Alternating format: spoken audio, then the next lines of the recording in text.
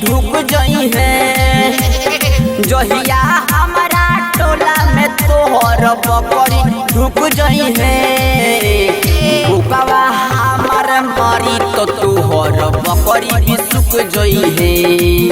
अरे भूका हमार मारी तो तोहर बकरी भी सुख जई है।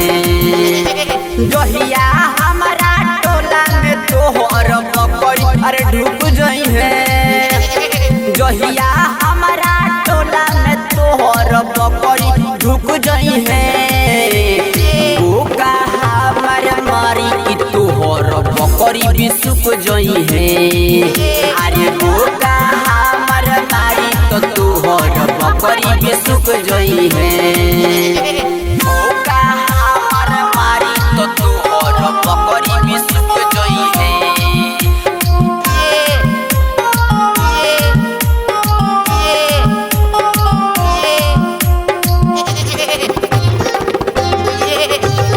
बकरी भी सुख जई है। अरे राखो ना वैसे तू छूटा हो, राखो तू बकरी तो घेर के। जहिया पकड़ लियो केला में रख देहू खोज सपेर के। रख देहू खोज सपेर के, पेर के, पेर के। राखो ना वैसे तू छूटा हो, राखो तू बकरी तो घेर के। जहिया पकड़ लियो केला में रख देहू खोज सपेर के। अरे जहिया पकड़ लियो केला में रख देहू खोज सपेर के। होई ना कहियो सीधा कोई न जैसन झुक जई है। होई ना कहियो सीधा कोई न जैसन झुक जई है। भूकवा हमार मरी तो तोहर बकरी भी सुख जई है। अरे भूका हमार मारी तो तोहर बकरी भी सुख जई है। मिक्स बार रिदम स्टूडियो दरौंदा।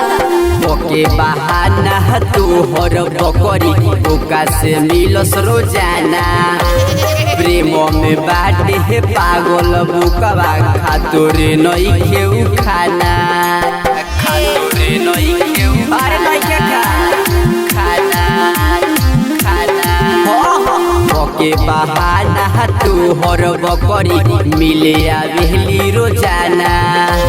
प्रेम में बाटे है पागल भूकवा खातोरे नई खे खाना।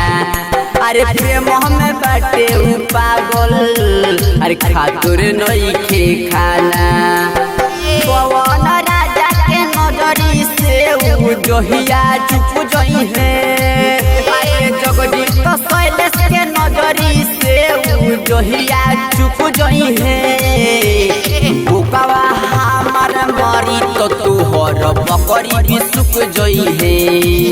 अरे भूका हमार मारी तो तोहर बकरी भी सुख जई है। तोहर बकरी भी सुख जई है।